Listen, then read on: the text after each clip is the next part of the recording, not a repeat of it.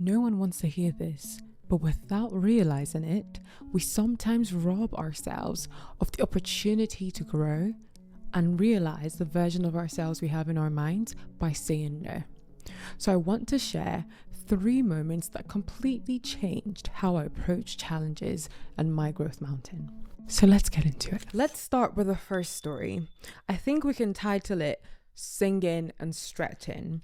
Before Dammy Days came about in this whole channel, I started a YouTube channel for singing. I really thought I could get discovered on YouTube. Not the YouTube of now. It was back in the YouTube of covers. There were covers here, there, and everywhere. And I wanted to be part of that. I didn't come from a musical family, neither did I learn any musical instruments or anything. So I was starting from scratch.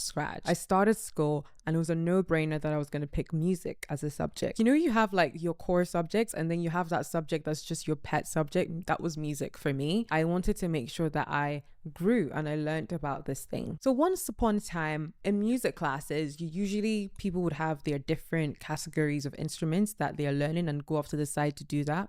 Because I couldn't play an instrument, I was always found in the singing classes. In one of my classes, a friend told me, you sound like a dying cat.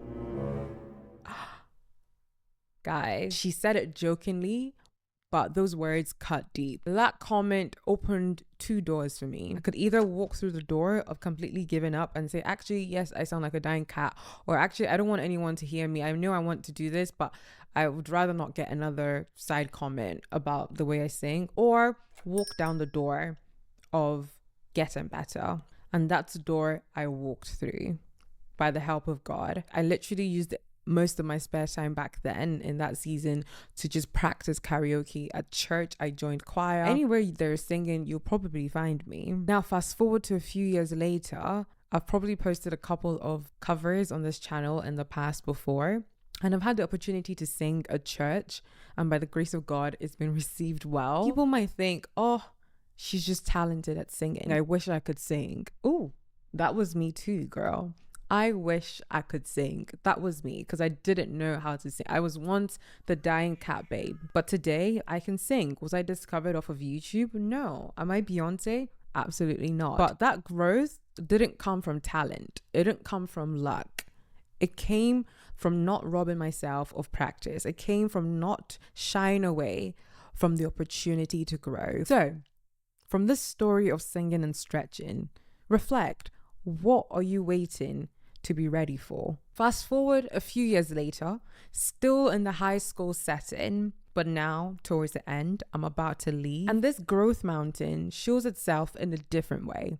We can call this story betting on yourself. In the Scottish culture secondary school education system, 6th year, which is your last year of secondary school, you would usually plan a 6th year holiday where you would go somewhere, have fun. It's been 6 years of school. Go knock yourself out, because most people are 18. You can drink, you can do what you want, you can have fun. Me, my version of fun then was not the options that were available, Malaga, Ibiza. I wanted to do something else, something different. This wasn't a trip that was organized by the school. It's just something you do amongst your friend group, and then you make that happen. Now, amongst my friend group weren't people that consumed alcohol or enjoyed partying, so we didn't really have much of an opportunity to discuss. Neither were we the most affluent. When I was thinking of places I could possibly go, I thought, why not go to India? And I didn't really think of the many possibilities. It was just a thought in my head.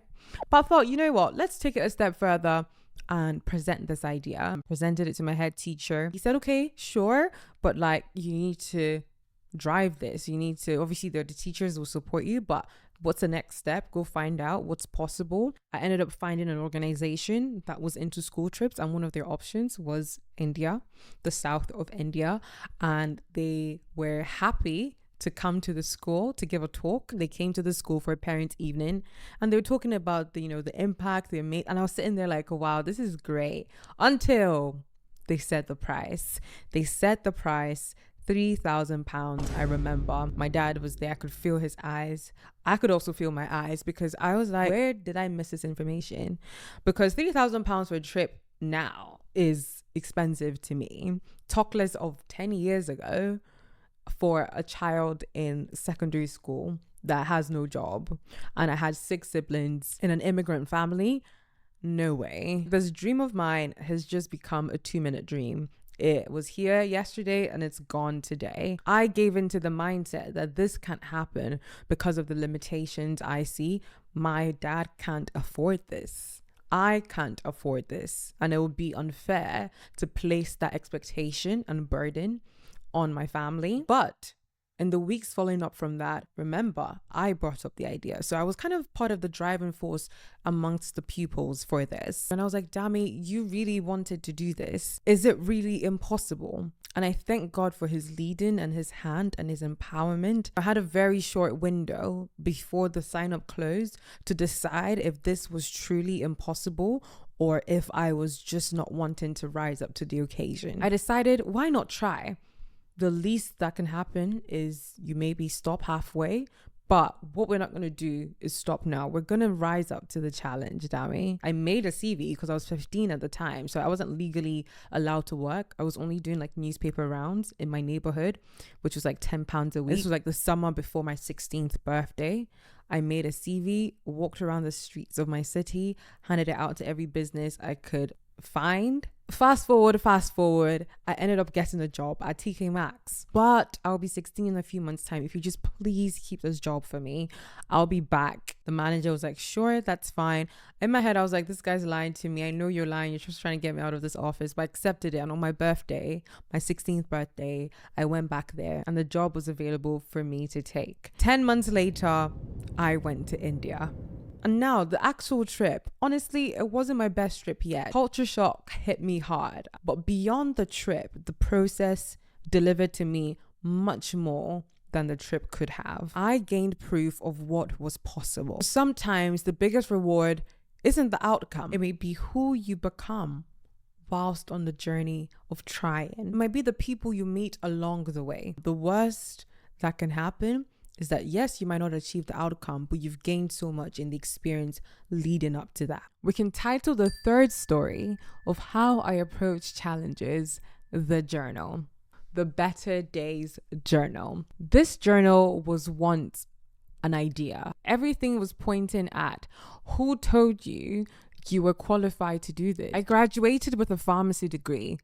That has nothing to do with business, with sales, with marketing, with design. So I had every right to think that actually this might not be your field. Actually, you might want to wait till you know what you're doing. You might want to wait till you have a bigger team. You might want to wait till you have a bigger platform. I'd been here before. So I asked, why not me? Why not me? Again, the worst that can happen is I start designing it. I maybe don't find a publisher or this and that, but that wasn't my focus. I just had to start. An idea becoming a reality does so much more for our minds than we can quantify. You're giving your brain evidence every time. And it starts with the small things before you reach the big things. So if you're robbing yourself of saying yes to the small things that are waiting for you to conquer it, then how much more the bigger things in the future? Are there things you should say no to? Of course. But we have to make sure that we're not just saying no because we're scared based on our current limitations, because we've allowed fear to have the louder voice. The stretch is uncomfortable. The stretch is awkward. The stretch exposes you. What if you didn't need permission, perfection, or readiness to start? I'd love to know, what's that one thing you've been saying one day, soon come, in the near future? Drop it in the comments. And then I want you to think, why not now? And who knows, maybe by December, we might be having a follow-up conversation of how you proved yourself right. If this helped you, make sure to share it with someone else that you care about and may need the reminder. And do check out other videos on this channel if you want to keep up the stretching and the growing. Until next time, I'll see you in my next video. Take care.